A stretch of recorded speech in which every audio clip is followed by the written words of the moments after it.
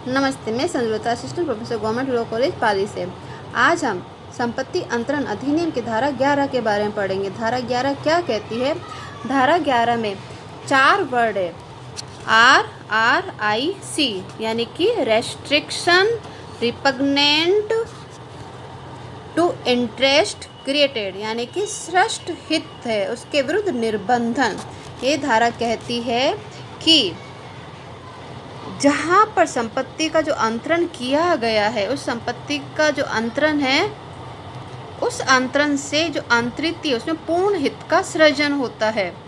तो धारा 11 के आवश्यक तत्वों के रूप में अपन क्या कह सकते हैं कि पूर्ण हित को सृष्ट करने वाला संपत्ति का अंतरण किया गया हो।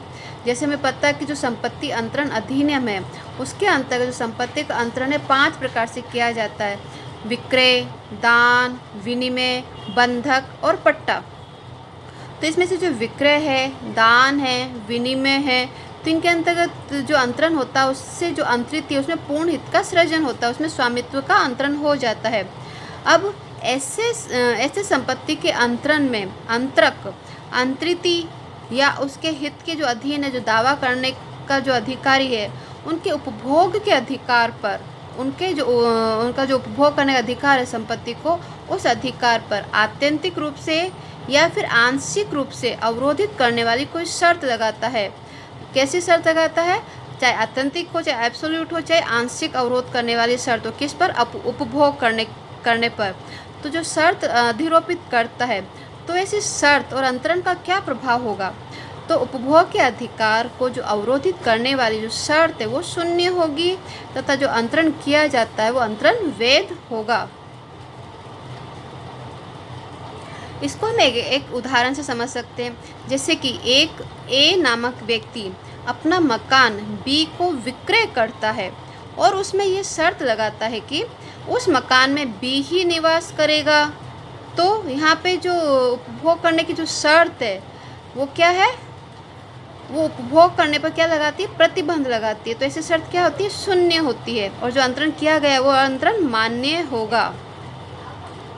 इसी प्रकार हम एक उदाहरण दे सकते हैं कि ए नामक व्यक्ति बी नामक व्यक्ति को इस निर्देश सहित यानी शर्त सहित दान में एक मकान अंतरित करता है। दान में एक मकान अंतरित करता है कि वही अर्थात बी ही केवल उस मकान में रह सकता है। तो ये शर्त भी क्या हुई? शून्य होगी, क्योंकि दान में संपत्ति का हित पूर्ण रूप से अंतरिति में अंतरित हो जाता है। तो विक्रय हो गया, दान हो गया। इसी प्रकार यदि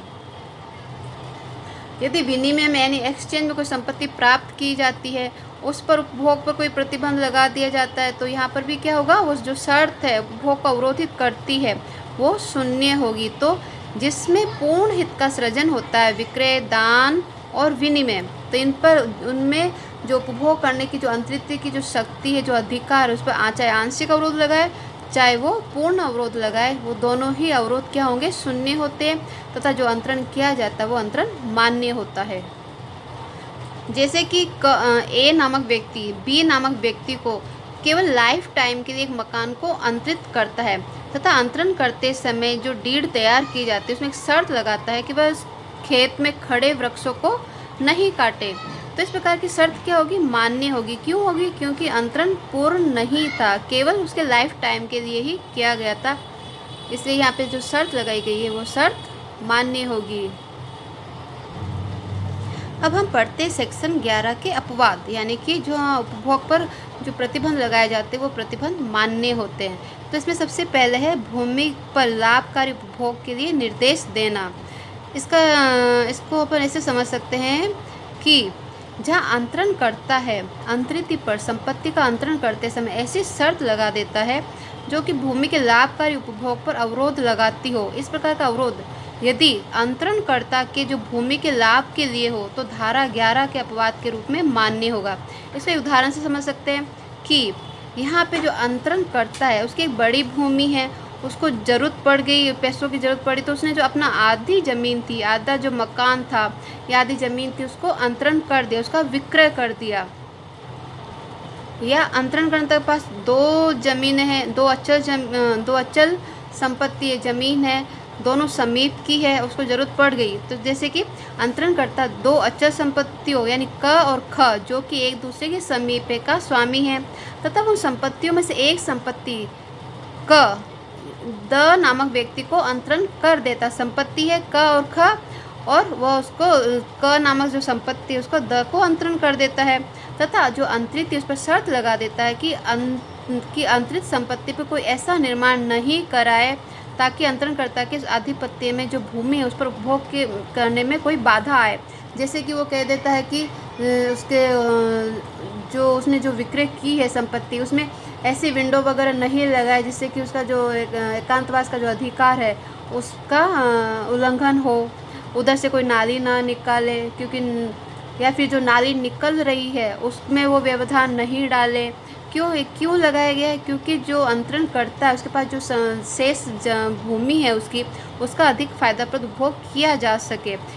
तो यहाँ पे जो शर्त लगाई गई है वो किस लिए लगाई गई है? भूमि पर लाभकारी उपभोग करने के लिए लगाई गई है। तो यहाँ पे जो शर्त लगाई जाती है वो क्या होगी? उपभोग पर शर्त है, फिर भी वो शर्त मान्य होती है। या यहाँ पर वो ऐसी शर्त लगाए कि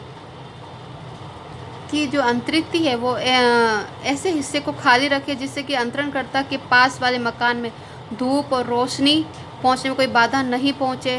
तो ये शर्त भी मान्य होगी।